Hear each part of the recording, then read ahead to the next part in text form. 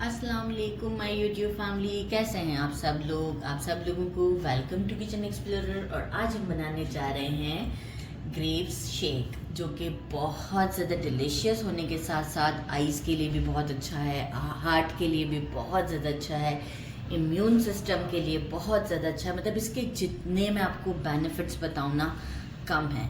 तो बस अभी ऐसे ही रात के कुछ 12 बज रहे हैं, मैंने कहा चलें जी शेक बना लेते हैं, तो आपके साथ भी शेयर करते हैं। सबसे पहले मैंने लिया है 1/2 kg ग्रेप्स लिए हैं, थोड़े बड़े साइज़ के ग्रेप्स लिए, लेकिन इसमें सीड नहीं होता है, ये बगैर सीड का होता है। इसे अच्छे से वॉश कर लिया है। अराउंड मैंने मेजरिंग 1 कप से थोड़ा ज़्यादा मिल्क लिया है, 1/2 लीटर मिल्क है, अब कंसीडर कर लें 1/2 लीटर ही है मिल्क ये लिया है। इसके साथ इसकी मलाई भी है, जो दूध हम गर्म करते हैं उस वक्त एक लेयर आती है, इसके साथ अभी क्रीम है।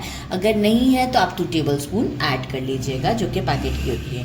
2 टेबलस्पून बहुत अच्छा फ्लेवर आता है इसमें कोकोनट मिल्क पाउडर, जिसका पैकेट इजीली अवेलेबल होता है, तकरीबन हमारे जनरल स्टोर के ऊपर भी मिल जाता है। मेजरिंग 1/2 कप मैंने लिया है कंडेंस मिल्क, क्योंकि ग्रेप्स भी हमारे स्वीट हैं, और मेजरिंग 1/2 कप कंडेंस मिल्क लिया है। इससे भी शेक की एक पूरी क्वालिटी ही चेंज हो जाती है। तो स्वीटनेस के लिए भी हमें शुगर की ज़रूरत नहीं पड़ेगी, कंडेंस मिल्क। आइस क्यूब्स ले लिए हैं। सबसे पहले मैं क्या करूँगी, हमारा जो ये जग है इसमें मैं सारे ग्रेप्स ऐड कर देती हूँ। थोड़ा वॉश किया था मैंने, तो मैं पानी को बचाना चाहूँगी। सारे ग्रेप्स ऐड कर दूँ मैं। इसके बाद मैं मिल्क ऐड करती हूँ। मिल्क ऐड करते हैं, ज़बरदस्त। थोड़ा सा मैं रोक देती हूँ क्योंकि मैं क्रश आइस भी बाद में ऐड करूँगी। Coconut milk powder, condense milk,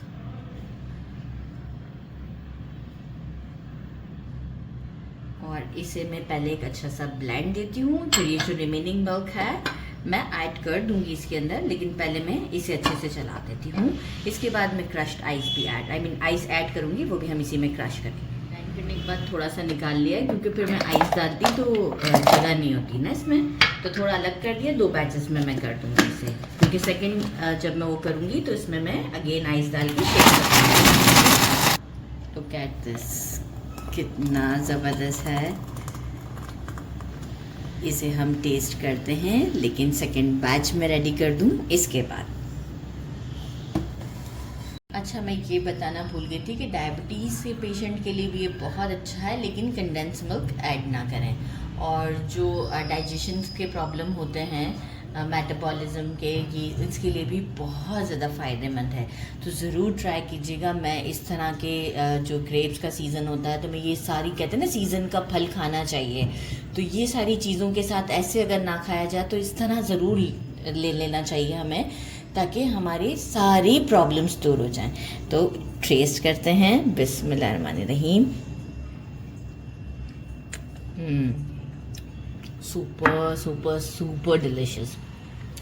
गर्मी भी हो रही है थोड़ी सी, तो अच्छा भी लग रहा है और बहुत टेस्टी है। तो ज़रूर ट्राई कीजिएगा। मेरे चैनल को लाइक और सब्सक्राइब करना नहीं भूलिएगा। अपना ख्याल रखिएगा। अल्लाह हाफिज़।